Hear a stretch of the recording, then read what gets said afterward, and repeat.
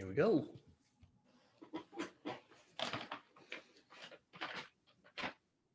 You're bringing us in. Remember, I'm going to tell the movie. Okay. Hi, this is this episode of season 2 of One Square at a Time, where we help leaders and individuals really get a better understanding of the tools that we have available to us. Just like on the chessboard, a king can move one step at a time in life. By adding one tool at a time, we enable you to kind of go across the chessboard of life and have available to you the things that you need in order to deal with whatever life has to bring. I'm Brett Gordon of Businesses Are People Too, and this is Brandon Croucher of Delight Cafe, and we're going to talk about today Austin Powers. Austin Powers. In particular, we're focusing on the villain, Dr. Evil. Evil. Dr. Evil. So this movie growing up was the high school movie for my generation. You go out, Austin Powers came out, that was what you quoted. It was in theaters, and you go with your friends multiple times. It was just a silly, stupid, funny movie. It's not meant to be like Three Stooges slapstick, but it's meant to be off-the-wall comedy. There's 3 versions of them. You have Austin Powers, International Man of Mystery, which came out in 1997. You have Austin Powers, The Spy Who Shagged Me, came out in 1999. And then you have Austin Powers, Gold Member, from 2002. These films were produced and written by Mr. Michael Myers. Yes, the same one that is the serial killer in other movies, who also starred as the title character, Dr. Evil. They were directed by by Jay Roach and distributed by New Line Cinemas. So it's meant to be a hippie. That's my cat on my hippie shirts. This is a old school, kind of guy. Hey, do you want a shag, baby? And this is my shagadelic shirt right here. That's what Brett wore back in the day when he was out as hippie raves. He was like, look, I love it. I remember doing tie-dye stuff when I was a kid in the 60s. So this is today's modern version from EDC. And I love it. To EDC twice and plan on going more. I love it. And actually, if you've never done tie-dye, I recommend people try it. It is just a ball of fun. It's creating something that you have no idea what the outcome's going to be. So I always recommend people try something new. Maybe Brett and I will do that and play Austin Powers in the background once. But this is a movie that was meant to be almost James Bond-esque in the sense that they were making fun of it. It is, all 3 of them have the same good guy, bad guy. Mike Myers plays both. Dr. Evil runs away in a spaceship after the first episode, comes back in the second one. I will not describe the shape of the the spaceship, but it looks like balls. Balls in a bat. Yep. Well, it's the way they do the comedy in this is not like over the top funny comedy, but it is funny enough because they're like, it's like they switch characters quickly enough that it looks like ball, and like you're in a baseball game, and they're like peanuts and stuff like that. It's fun, it's creative. Dr. Evil plays this bumbling idiot who goes back and forth through time. Bumbling genius, because I can't call him an idiot. And he is a comedian. He has a mini-me, which is that's what his name is, Mini-Me. And Dr. Evil has this love for him. It's his clone. On the other side of Brett, there's the jail scene where they're in jail together and all that. Dr. Evil is just, he's all over the place because he has the old school where he's from the 70s and money is a lot less than it is, to new school when he's in the year 2000. And he's like, he wants to bribe and steal the moon and then only charge $1 million to get it back. And then he's like, $100 billion. So that's the concept of the movies, going back and forth through time. Comedy, it is easy set. But Brett's going to take us on an adventure right now with Dr. Evil, and he's going to teach me a little bit about the leadership Dr. Evil expressed or showed. Yeah, I'm going to talk about, leadership style as well as kind of personality traits. And Dr. Evil really is all about himself. And that's why Mini-Me looks like him, and his relationship with his lair designed to have his head. Behind me is his submarine, which is in his form. It's all about me. It's not just Mini-Me is, that's somebody that I can kind of project and I can love on.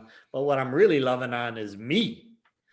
And everything that he really does is about me. It's to gain significance.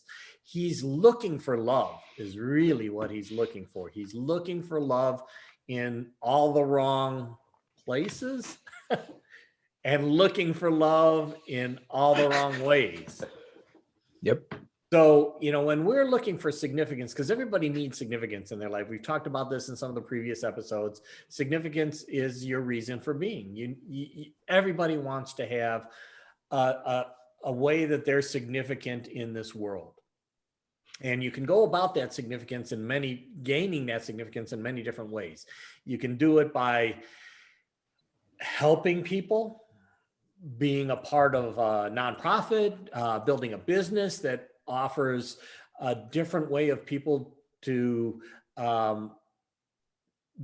cope and enjoy life, like Delight Cafe, or a business like Businesses Are People Too, where we're really trying to bring the people aspect back into business. And what Brandon and I are doing here with One Square at a Time, trying to help people. And at the same time, yes, it is giving us significance in a way that is helping others. Now, Dr. Evil, on the other hand, he's like trying to control the world. He's trying to get in, control of some super laser or nuclear bombs or whatever in order to be able to essentially exert his force on the leaders of the world and become the ultimate controller of the world. And right. What he's really trying to do is find a way to make himself feel significant. And ultimately, everybody wants love. And I'll tell you, when I first watched the first two movies, I was like, man, I am having a hard time really trying to figure out this character. And what am I going to talk about in this? And then in the third movie they brought out some of his background and so forth, and we're going to go into that a little bit more in a little bit. And I'm going to switch my backgrounds a couple times during this video. So here we're talking about me, Dr. Evil, the man, everything is all about me. And I want to control that. And you've kind of almost got an alter ego, but an ego all the same in Austin Powers. Austin Powers has his mojo. And if you steal his mojo, he doesn't feel like he's got anything. Keep going. I love it. It was your tone, mojo. So, do I make you horny, baby? Exactly. Shagadelic, baby. Yes. So, but Austin Powers is all about really being significant. He's kind of doing it in a different way. He's kind of the super hero, the James Bond, especially when it comes to projecting his mojo on the women around him. And he's got this way of being able to talk to them and they just fall into his lap, literally and figuratively. Uh, Yes. Yes. so both of them are really trying to gain significance and love. And this all ties together later on. But what I'm kind of talking about in terms of Dr. Evil for now, and we're going to bring them both together very shortly, but it is the type of leader that we have seen throughout history, where the leaders are really doing things to kind of control the environment around them, not like the environment like water, air, pollution, but the environment around them, basically control the world, control the people, to do what they want them to do. That could be Thanos from the Avengers and Guardians of the Galaxy. It could be Hitler from Germany. True. These are what you would call a megalomaniac. And I'll actually bring this up later on with the definition that you can read, but I'm going to say, well, let me see, because I think it's really kind of important. Let me see if I got that here. No, I can't show that yet. Going to have to show it to you later. Anyhow, megalomaniac is to have a sense of entitlement, to require constant, excessive admiration. And that's what Dr. Evil really wanted. He wanted everybody to admire him. He wanted their respect. He did not want them to talk, badly about him. He didn't want them to question his ideas. When I have a vision of having sharks with a laser on their head and you can't give me that. So this is what he was saying. And if it didn't happen, then he was like frustrated and pissed off. And, I'm going to just flip your chair back and burn you to hell, which he did. Anybody that was on his team or the leaders of the world that he didn't agree with them, boom, he just kind of offed them, really. And that happens. And that's how a lot of these megalomaniac leaders get into position, is they actually eliminate any competition around them, even if that competition initially started out as being a supporter of them. Hell, I can get into all kinds of political things, but I'll tell you one thing, from even the United States standpoint. The United States supported General Noriega for the longest time. And then when Noriega no longer served them, we took him out.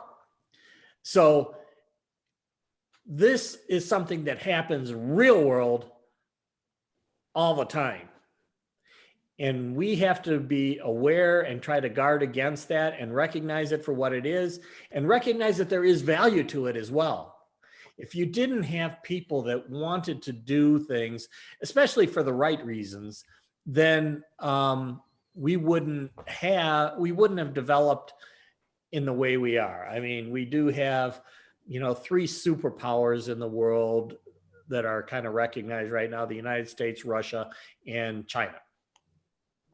And to a certain extent, in order to get to the position of leadership in a lot of these countries, maybe even the United States, you have to have a bit of a megalomaniac mentality. You do. Because you're either going through the political system of being voted into office, and you have to create a persona. If it's not your reality, a persona that people are going to follow. And sometimes those ideas of a leader that is trying to gain significance, if you buy into what they're doing, you're going to follow them. In other cases, they're going to do it through control. Like in Russia with Putin kind of coming into office, out of office, into office, and now he's like in office for life. And in China, it's a little bit different, but you got President Xi that is now in there for life. And there's some value to it in that when you have somebody in for life, like Dr. Evil was trying to create, then you can look at long-term plans that don't change. They're the plans in these people's minds that they want to have for their country or their ability to control or influence the world. And you have an entire lifetime to do it. Where in the United States, we've got 4 years and at the most 8 years, depending on whether you get reelected. So True. which one actually has a better chance of getting to their goal? The one who's the leader for life or the one that's the leader for 4 years? And which one has a bigger advantage when you're competing against others? And that's where we're really starting to get into some thought generating concepts where, yeah, I'm going deeper in this than the hilarity of Dr. Evil. But at the same time, this is where the concept of a megalomaniac does not have to necessarily be negative. It does have a negative connotation, the term. But, it's to expect to be recognized as superior, even without achievements that warrant it. Okay. We have a lot of politicians like that in the United States. Correct. They exaggerate their talents and their achievements in order to get people to follow them. We have a lot of leaders like that in business and in politics. They're preoccupied with fantasies about their success, their power, their brilliance, their beauty, or them being a perfect mate. We have a lot of people that we experience in life that are going through these types of things. And depending on how they're doing it is really, kind of the intent is more important than the concept of being this megalomaniac leader. So I want to take that negative connotation out because we're going to go into it a little bit more. But really, ultimately, again, in general, people are looking for love and connection. People are social animals. When you are a baby, you learn how to get things by either crying or giving the baby eyes and looking so cute. And then the parents are like, oh, look at it. And even when you poo-poo in your diaper, it's so cute because you poo-pooed in your diaper and the baby is, gurgling and, okay, I poo-pooed in my diaper and I got your attention. So now I can poo-poo more. And when you get older, yes, sometimes you shit on life because you learned to poo-poo in your diaper and you got attention. So now you're shitting in life and thinking you're going to get that same kind of response. And other people think that life is shitting on them. And guess what? It isn't. It's really your perception of what life is. Events happen. Your meaning is your choice. So did life shit on you? No, life had an event. Did you choose a negative meaning that then shits on you for the rest of your life? Yes. Yeah. Dr. Evil had a background that he really felt that his life, he was raised to be evil.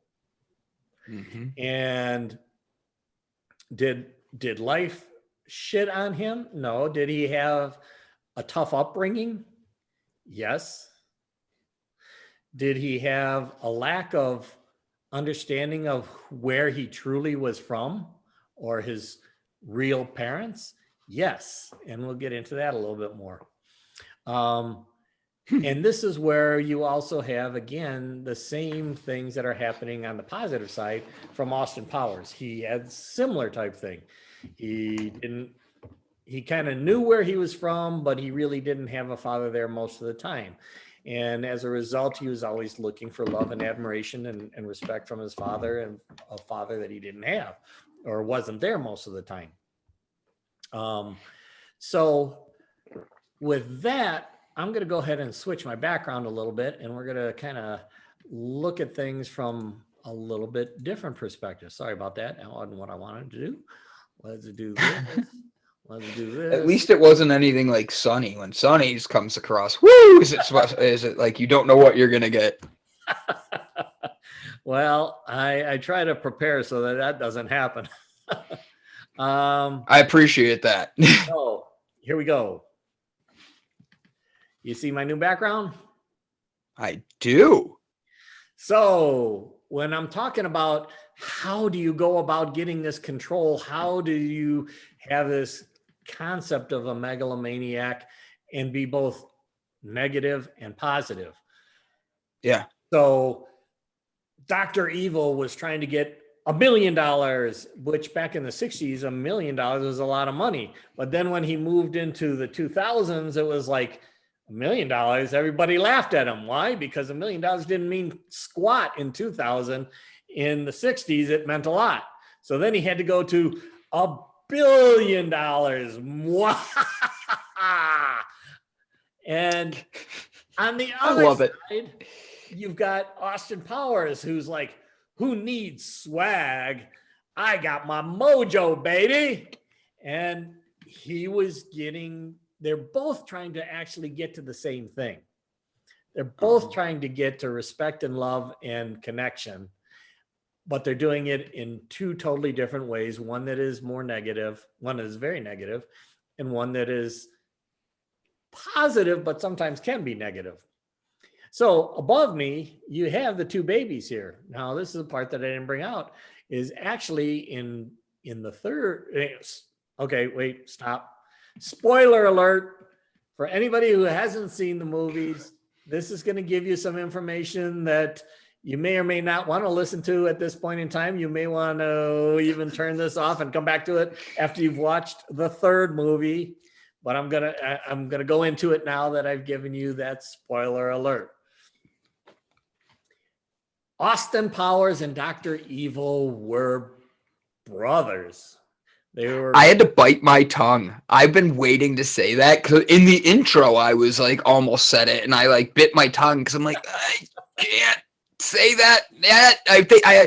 I knew that was like a big thing. So yeah, they're brothers, and that is something that signifies a lot to people because it shows how different people can be. But go ahead. I'm sorry. Go ahead. I'm glad you jumped on that. So here, when they were babies, they actually knew that they were brothers. They didn't really know and remember that so much when they got older. But here, let me get out of the way a little bit. You can see in college where they are in the same class and kind of competing against each other, but they don't know they're brothers. Right. So both of them are still going through life. Dr. Evil wanting actually to know who his real parents are and why they gave him away. And he was raised by two parents that actually found him after. So there's a bit of a deal where there was a car accident, a car explosion. It was due to the father, who was actually kind of a super agent too. And anyhow, the car blew up. One baby was found by the father. That was Austin Powers. He was raised by the father, but the father was still a super agent, so he was away most of the time. So Austin Powers didn't have the attention and fatherly upbringing of a father that was there because his father wasn't there. And Dr. Evil was brought up by a couple that, if you want to say, took him in, but raised him, as they say, to be evil. And he wanted to find out, who his real parents were. So the two of them go through life with a very similar motivator or driver, wanting to have parents that they could impress, that they could have love on them, that they can love on their parents. And both of them ended up finding different ways to kind of get that connection or love. One through forced money and control. Hmm. and control of the people around him, like under his thumb kind of control. And then you had Austin Powers, who kind of leveraged his mojo in order to be able to get women in particular to follow or to love on him, and he to love on them. Ultimately, both of them wanted, like what you're seeing here, where finally the father comes around and tells the two that they are brothers. And it was a shock to both of them. And yet both Yeah. of them loved the fact that now I have a brother. My father is here. This is what I have been trying to do my whole life, really, is get to this point where I can now be congruent and have a father that I can point to and is there. And I have a brother that I actually can love on. And this is where things really started to get connected for me when I was watching the movies. So like I said, the first two, I was like, yeah, I see this comedy kind of thing. And but I was having a hard time drawing out, how do I develop this villain and what's driving this villain and so forth. And then in the third, and almost virtually at the end of the movie, is when you find these things out, and all of a sudden everything really starts to make sense in terms of why they've kind of gone the way that they are, why they're so different but yet they're brothers, why one is trying to be evil and control, and why the other can use his mojo to get the love and connection that he's looking for. And he's also, significant in terms of being a super agent as well, and fighting crime where the other one is creating crime. So here are two different ways that you could essentially be a megalomaniac, really in love with yourself, really feeling significant about yourself, but trying to derive that in two different ways, which in life is things that we often run into. We need to really understand who we are and what drives us, and then recognize that sometimes the way that we're trying to go about getting what we're looking for, which in the end, I would say that 90%, maybe 95% of the time, ultimately it is to have significance and love and connection. And we can gain that by being a part of a gang or being a part of the fire department. Two different ways of going about it. Both of them Very really well trying put. to give back. Yep. The gang, they're giving back to their community and the gang. Yes, it's outside of the rest of the world, if you want to look at it that way, but they've got the family in the gang. In the police or fire department or police department, they have the family of their department, but they're also wanting to contribute to the broader community. So that's not saying that that you have to be a megalomaniac for any of that, but ultimately you got to drive back down to what are your drivers, what are the core things that are pushing you and motivating you to do the things that you do in life. How you actually go about doing it is your choice, Right. and the meanings you put behind what happened to you is your choice. So take those back and be responsible and evaluate it. And when new things come up in life, so you may have felt that I'm going to be a super criminal for the rest of my life because that is what I know right now. But then when he finds out he's got a brother and a father, would he, and we don't know, maybe it's going to be in the next movie, but does he become a good guy and tie in with his brother and father? Or does something break down and he still continues on his own evil spree? We don't know. But this is a choice that now he can make, now that he has found some of the key things that he was looking for in life, and in his reason for being, in his family, his family that he was really looking for. And Austin Powers also now has found his father and been able to connect more with his father, and he's got a brother. So what are your thoughts so far, Brandon? So couple things. Actually, I like how you connected the two with them being brothers and showing. Like, I didn't mention that at the beginning because I didn't know which way you were gonna head. I like how you put that because it also is.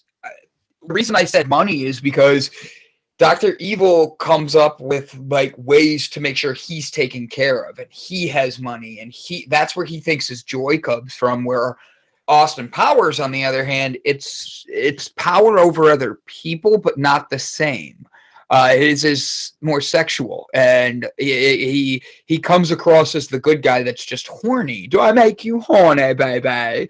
But he is they have the same type of mentality, like you're saying. It's they want that power. It's just how they view it and the difference. And the fact that they're brothers, it didn't come out to the third one, is interesting. I've been trying to. There's nothing about Austin Powers 4 coming out. The movies were well received, but there's no fourth one. So you're left with them being brothers and everything like that. Seth Green has openly said that they won't be doing any more. And that's not anything against it. It's just, sorry, I'm trying to actually get this article to open, and all of a sudden gave me a bunch of pictures of Austin Powers. But like, it's their focus was to create something 2 decades ago that was meant to be for people to connect with in different ways, but with laughter and all this. But now when you look at it, it's how these two brothers are so different, how they have such a different mentality on things, but they really have the same end goals when you look at it. Yeah, and I'm going to take it into some levels that people may or may not like in a couple of minutes. But first, I just wanted to, let everybody know that,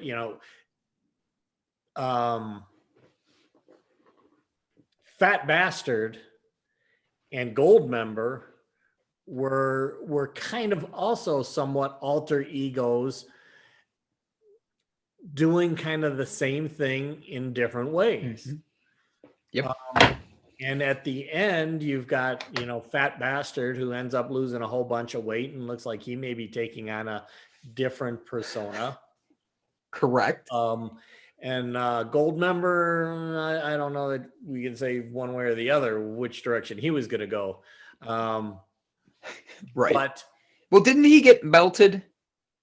His schlong was made of gold. Exactly. So if you took his schlong away, it's like taking the mojo away, or it's like taking the power away. So it's very interesting, the types of similarities that can be drawn. And like I say, the difference between, this is where, okay, remember, I retired from the Air Force. So I spent a lot of years in supporting our country, and I still support our country 100%. But when I say that there's a lot of similarities between the way things are going on with leaders in China and leaders in Russia and leaders in the United States, very much going along the same type of thing here. In order to be a leader in the United States, you have to get somehow politically connected, and you have to be about, hopefully, doing something best for the country. But I would venture to say that in today's world, you have to be a politician in order to be elected, not a statesman. And I can agree with that. In other countries like Russia and China, it is about being almost dictatorial in terms of Correct. kind of getting into a position one way or another by controlling how you got there, or being kind of almost promoted to where you got there. And then they have I won't say these, the two recent leaders in China and Russia have been able to kind of make it their entire life is their role as president or premier of the countries, where in the United States we're still at 4 years, which means every 4 years you go, well, really almost never ending, you're politicking. You're politicking to be able to get into office, to remain in office, to get reelected. And then you're even politicking when you get out of office to still try to influence based on whatever your particular thoughts were, even though those may not be necessarily what is best for the country or the majority of the people of the country. So this Correct. whole concept of megalomania, even though it's got that negative connotation, it does exist in the United States in terms of people trying to be significant, to bring their particular thoughts to the country and to influence or control the people, of which, we're seeing more control in our country than we ever have in the recent past through Correct. the fear mongering that's going on and so forth. And ultimately behind all of this are the $1 billion, because what influences politics most? Money.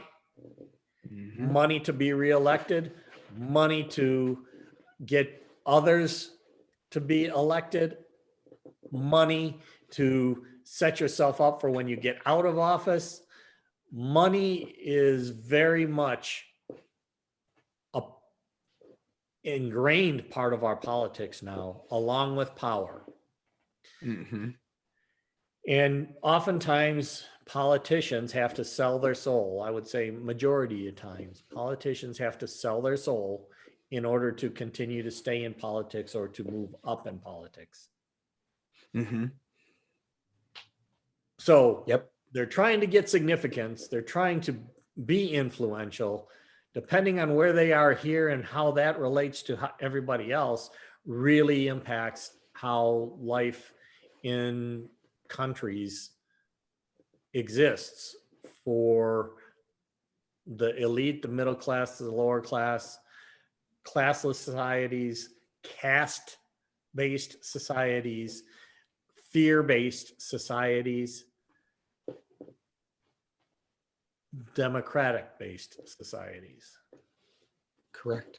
So with that, I'm going to bring up something that is definitely going to be a little bit more controversial, but I think you will see this. Oops, I don't want to do that. So while you're pulling that up, I'm going to give you an interesting statistic, okay? That I found. So Austin Powers, the first one, came out in 1997. Okay, it cost $16.5 million to make. Okay, worldwide it made 67, almost $68 million. Okay, so the money they made in the United States, they made 53 million. The first movie cost them 16 million to make. The second movie cost them 33 million to make. Okay? Yep. They made $312,000 or $12 million worldwide on a $33 million a year budget, or $33 million budget. That is insane to think that they had 10 times the amount of people, like they made that much more. And then the last one, they didn't even spend 65 million to make, and it made 300 million. So, man, to be an investor in those movies, could you imagine thinking something like that was going to pull in that type of stuff? When you talk about money in total, worldwide, it was 112.5 million to make, but it was 676,000 or 76 million. I keep saying thousand because of the commas, and it's like the way I have it angled. $676 million in profits for 3 movies worldwide. Yeah, well, and so that's the success story of movies. The majority of movies that get made don't make near as much money, and some of these big budget movies lose a lot of money because they just didn't appeal to the audience. And even more so than sometimes the audience, they didn't appeal to the critic. And True. that is like a politician not appealing to the media. or Oh, or to social media in general, a movement in social media. That is where politicians are playing their game in terms of power, in terms of re-election, in terms of money.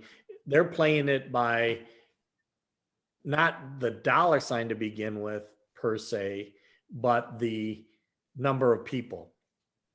yeah. So my most controversial background. Oh, I didn't expect this one. All right, so go ahead. So, Dive in.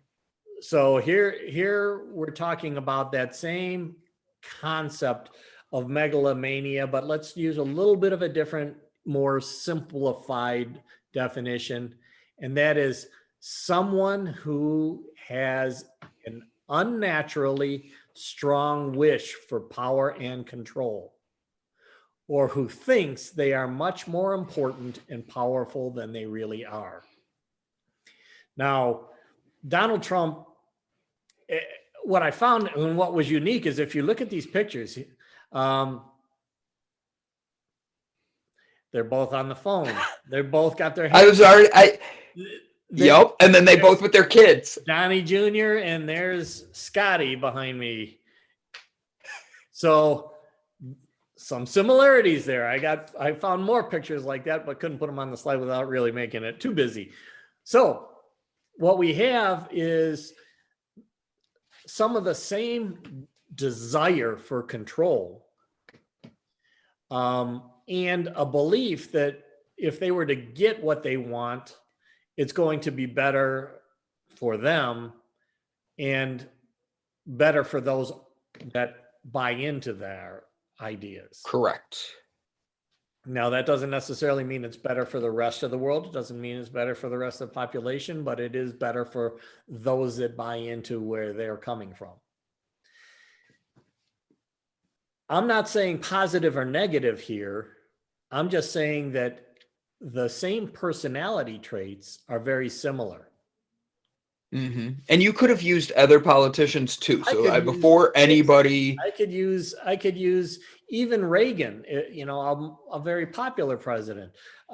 He was very much about gaining significance, and it all depends on kind of the actions you take to get there and the congruence that you have internally in order for you to be able to project that with confidence and buy-in of the people. yeah, And this is where I'm saying that, the difference between wanting significance and being a megalomaniac really has to do with where in the spectrum you are of that. Being significant is required by the human animal. We need to have a reason for being, whatever that is. We need to feel that we have some reason that we're here. And sometimes we get lost in that. And sometimes we get lost in what other people are saying, and then we buy into it, but really it's not congruent for who we are. But we continue to follow that path because the group is going that way. I really want to be connected to that group, and that connection actually kind of makes me significant. So I follow that, even though if I go back to who I really am, that may not be who I really am. On the same token, both Dr. Evil and the president or whomever have families. And when they find out about their families, whether it be Scotty, which he didn't even know. Scotty, no! Didn't realize. Sorry. Yeah, was his son, or didn't even bring him in. His son didn't really recognize that. And even Mini-Me, if you want to call it his son, or Donnie Jr. on this side, they want to provide something to them once they really break through the connection. And there was a challenge for Dr. Evil in getting connected with Scotty, in terms of really being more of a father-son type thing. And it came out even more so kind of um, when he got to be closer to his son Scotty, Mini-Me felt like he was being pushed off to the side, and actually Mini-Me went from the evil side to the light side, or the good side, the dark side to the light side. And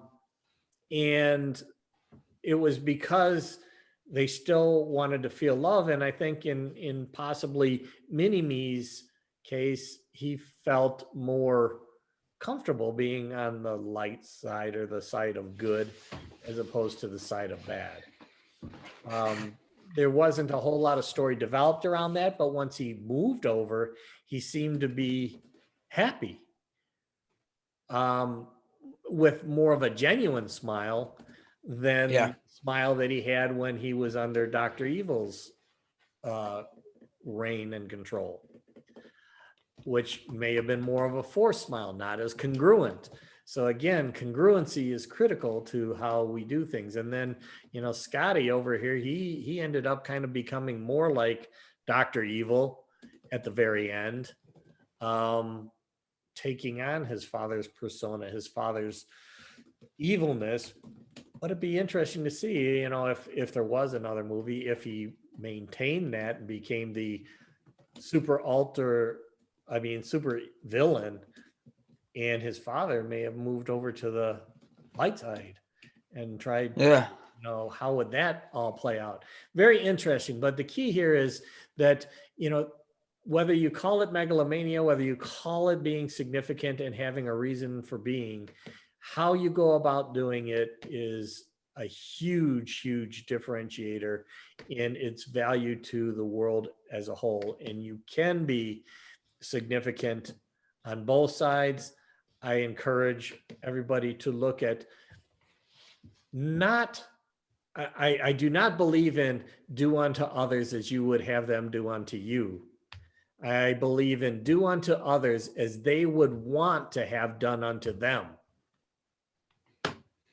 And the reason I say that is because my belief in what I'm really looking for in life may be different than your belief in what you're looking for in life. So if I treat you like I want to be treated, that is not necessarily fair to you. Correct. Without going, since we have politics, let's just go with a few more topics that nobody should bring up. I do religion. The reason I don't attend church as a former youth pastor is I honestly felt that the church there was a lot of people, not that the church as a whole, but there was a lot of people who used the words of the Bible to help negatively affect other people's lives and keep them in a bubble of what they should do. You weren't allowed to ask questions. You're not allowed to think outside of what it says. And my thing is, when you don't say, oh, Jesus died for my sins, they automatically think you're going to hell. Well, my thing is with faith, just like a megalomaniac, is if you live your faith the way you're supposed to, you're going to have others want to follow you. You won't have to push your religion on people or your beliefs on people. I mean that from the nicest place in my heart. It's live your faith and it will shine through. And I think that a lot of people don't realize how much light they have in them. And we see more of the megalomaniacs than we do of the people that are a genuine light. Absolutely. You can influence people in many different ways. You cannot control people ever,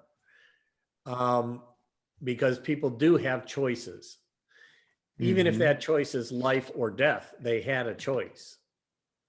Now, I am not religious. I would say, yes, I believe in people. I believe in energy, universal energy. I believe in energy that shines and comes down upon us, and how we're able to redirect that and bring it to others. Correct. But I see that organized religion has been probably, this will get really deep, probably the greatest reason for war in mankind. Because of It's the different, reason we're at war so much. yes, and it's not because of the religion per se, it's because of who ends up controlling the religion, whether that be in the government or in the, a general, like in Japan. They were trying to say that the Japanese religion was the reason the Japanese were the way they were. No, it was not. It was that a power came in and usurped essentially the religion to be able to get people to follow their desire, not that of the religion. So this goes back to some of the things we talked about before in terms of blind faith and things along those lines. You need Correct. to evaluate what's behind things that are happening. And yes, there are a lot of leaders in politics, in business, and in religion that are truly congruent in trying to build something that is helpful to as many as they can reach. And then there are others that oftentimes either started off with or ended up going in a direction that it is to help others as long as they believe what I believe. As long, and if they don't, I cast them aside or tear them down. And that's what tends to happen oftentimes in religion. That's what happens in these things where it's the Chinese against the Russians against the US. Bullshit. It is the governments and the leaders of those governments that are creating that. It's not the individuals. If you go meet a Russian person and talk to them one-on-one, you're going to find out again that 95% of what you believe is the same. Yep. But the government is focusing you and the media is focusing you on the 5% difference and then saying that you are not the same, that you're enemies, that you're out for something different. That's not true. They want communism. They want dictatorships. They want socialism. They use words to influence. I firmly believe when people say things, you go into religion, if I use the word abortion, it's not always a bad thing. And I had to have this conversation with my parents. They were like, oh, your sisters, da da da da da. And they did that. Like, what happens if they got pregnant? If they got pregnant and they chose to keep the baby, which my one sister did do, and I love my niece more than anything in this world, that is a good decision by them. But there's other people that are in much worse situations that might not be able to keep it, and it's the best interest for the child. Oh, well, adoption. Here, then let me play your religious role on you with adoption. Why does, if just the United States, the churches in the United States, one fifth of all church members went into foster care and started fostering kids, there'd be no foster kids left in this country. Yep. We would be able to help that many more, but we're not. But you're going to go fight tooth and nail to go not let people have a choice. And it's the word of abortion, pro-life, pro-choice, that people miss out on, and they let them become their fight in so many other ways. And it's a word. Well, I'm in 100% agreement with you. To be perfectly honest, if it wasn't for abortion, my life would be completely different. I was I was just about to graduate college and ended up that my girlfriend and I ended up getting pregnant. And I say we, because that's how I felt as well. And together we recognized that we were too young and not prepared to be able to bring somebody else in this world and support them in a way that is going to be good for all of us. And it would have dramatically changed our lives. Now, this is the thing that is not ever thought of. I personally don't have this sanctity of life when they're as a fetus. It's just not my belief. But I do believe that if you're not prepared and do not want a child and you are forced to bring that child into your world, into your life, Yeah, adoption maybe is something, but you know what? There's also a great chance, there's a tremendous chance of health problems and so forth in an unwanted child that's even in the fetal stage when Correct. the mother and or the father are not in line with having the baby. And then you bring that baby into the world, into a family that is not prepared for it, and they cannot provide for it, and they have not physically, physio, psychologically made the choice to raise a family. Mm-hmm. And those are the things that are critical to not just bringing a life into this world because we created a being by having sex, Right. but to bring a human into this world that will be loved and cared for and beneficial to all. You can have three lives that are very impactfully, possibly negative, very negative potentially when they're not wanted to have a baby. Now you have three people that are living lives that are not, yeah, three, there we go. Three Sign language. Sorry. having challenges. And again, we want to try and do what is best for as many people as possible. So we really need to consider those types of things, and we have to make our own choices, and we have to be congruent, and we have to evaluate things from a more open mind. And oftentimes when you have dictatorial megalomaniac controllers that you're following, you are not making a choice based on really evaluating it. You may be just buying into what their belief is. And this is why we've gotten to this red and blue shit in the United States. We're not red and blue. We are purple. There's some things on the Republican side and some things on the Democratic side that you like. And our politicians should be talking and making those things work. When you vote only on party lines, you are following this same kind of concept of a megalomaniac. It's either me or you're out. You're fired. This is the kind of thing that gets our entire world into challenges. So be open, really look and pick and choose. And it's not wrong to pick and choose.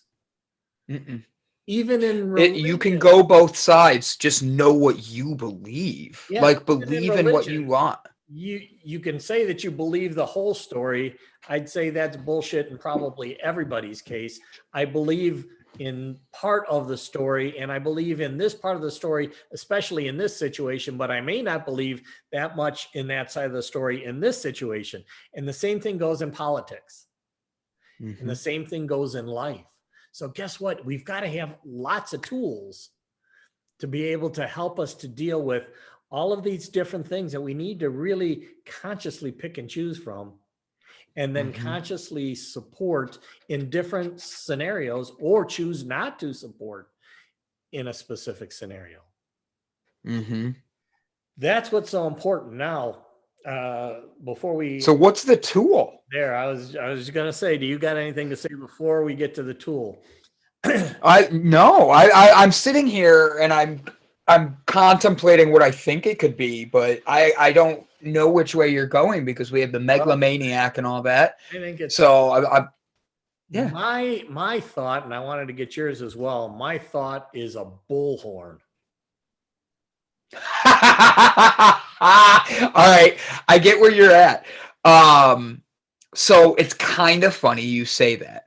A joke I use for when I'm being a host of something is because of people being one or the other. I always say, are you a bayonet or a trumpet? Because as a third grader who does not understand their instrument, they are just blowing it as loud as they can. Whether that's a trumpet or a clarinet, you're going to be blaring it as loud as you can. And the same is happening with politics. So for me, I think that's a perfect one. Like, that's literally a joke I use, and it's like right along those lines. So yes, for me, agreed. Yeah, I was gonna say, honestly, I was gonna say a trumpet. That's funny. 'Cause- Imagine if you would have. I would have been like, you stole my joke. Yeah, because you can blow it as hard as you want and make a lot of noise, or you can play it as a musical instrument and get people to really enjoy following and getting into your groove. Yeah, That's I kind of like the it. difference between a megalomaniac and somebody who's an influencer who's looking for things that are significant. It's about how you approach it. Do you approach it by yelling and screaming and so forth so that your voice is just so loud that it overwhelms those around you? Or sometimes the whisper is the most powerful way to communicate a message, that people lean in to hear what you have to say versus step Hmm. back and are intimidated by what you say. Yep. That is where, you can turn up or down the volume of that bullhorn, that megaphone. Hmm. Yeah. And then the Maybe. message behind it is really the critical piece. So as a megalomaniac, as a president, as a priest, as a it it's a combination of your presentation Hmm. and your message. And that presentation is not just your voice, but it's how you live. It's Hmm. how you come across physiologically as well as psychologically. Right. I think this was a good one, man. Like, I did not see you taking a presidential turn here on this one and comparing Dr. Evil to Donald Trump. Does that make Austin Powers Joe Biden? Um, No, I'm not going to say yes to that if I'm you. I was not going to say one way or the other. I was going to say maybe that's where mini me comes into play. So That's a great. Oh my God, we could do a whole episode on Mini Me and that too. yeah, well, mini Brett, play this both was sides. So great. Oh yeah, this was great. Brett and I have been doing this. This is season 2 of One Square at a Time. Uh, there was a lot here. If you have any questions, please don't hesitate to email us. I'm Brandon Croucher, or I'm Brandon at Delight Cafe. Brett is, I don't know his email off the top of my head. Brett, Brett, at businesses are people too.com. And ARE. ARE. Businesses are. Correct. Businesses are, like you were writing it out in a sentence. Businesses are ARE2TOO.com. Correct. And that's why I ask, because businesses are people too. And I don't want it to be the letter R and anybody miss it. But if you have any questions about anything or have superheroes you want us to talk about, please write them in the comments, subscribe. We'd love to have you interact with us more. Brett Gordon, this was a great episode. Thank you so much, my friend. Thank you for being a part of this and doing some things with me. Well, I think, as we've been doing this more and more, we're going to touch on things that get to be more Controversial. controversial. And guess what? Life is controversy. And that's the great thing about life. And that's the great thing about having more tools, because Yep. controversies and differences of opinion come in many ways, shapes, and forms. And the tools that you use to deal with them must be must coincide with Yep. the issue that you're actually dealing with, the conflict or whatever. So that's what we're really trying to bring. We're trying to also open your mind to allowing other energy, other ideas, the other side of the story to come into your mind, because there is no one side of a story. There are always two sides, maybe more. And those are the things that we have to bring in as we're making our decisions, because you don't know what the experience was of the person that just yelled at you. You don't know what their life was like that got them to where they are, whether that be Austin Powers or Dr. Evil. You don't know those things. So you need to open your mind in order to be able to, first of all, kind of get a better understanding of where they're coming from. And then it will also help to influence them along the lines that you may feel are correct, or they may actually influence you to better understand that there is something else to consider.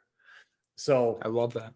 that's what we're trying to do, because remember, the king can go all directions, one step at a time. Yes, you hear the bells of St. Mary. Or I have the headset on, so I'm like, was that me?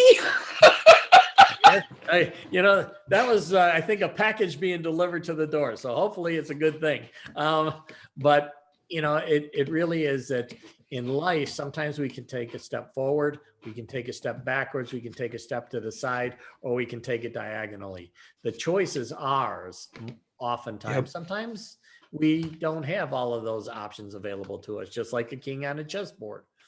And when we get blocked in because all of the squares around us are covered by something else, that's when we end up lashing out oftentimes, or feeling depressed, or feeling frustrated, because we haven't thought far enough ahead necessarily to keep our options available to us. And if we only have one tool, if we can only move forward like the pawn, Yep. your choices are limited in terms of how to deal with the situation. So that's what we're trying to do here. Sorry about that. I was like, is he okay? Getting all choked up here. Don't, Brett, I can't come to you and do the Heimlich. Catch your breath.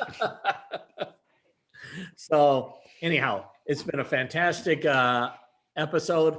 Love it. I hope it did generate questions in people's minds, and hopefully it generated emotions, because emotions are the drivers of human action. So correct. You need to, I'm not afraid of the fact that, people are going to say yay or nay, or not like or like, because you cannot go through life and have everybody like what you like. It doesn't. Correct. So be prepared for the fact that it doesn't. And hopefully we're opening up people's minds to say, hey, okay, I can understand it. Understand where you're coming from. I know where I'm coming from. We can live together. Yeah. Yeah. I love it. Brett, this has been a great episode. I look forward to uploading some, and I have some ideas I'm going to text you about this weekend. Sound good? Sounds awesome. Thanks, buddy. I appreciate everything with you. I wish you the best. All right. Take care. Have a great weekend. Thank you. Bye. Bye now. Bye.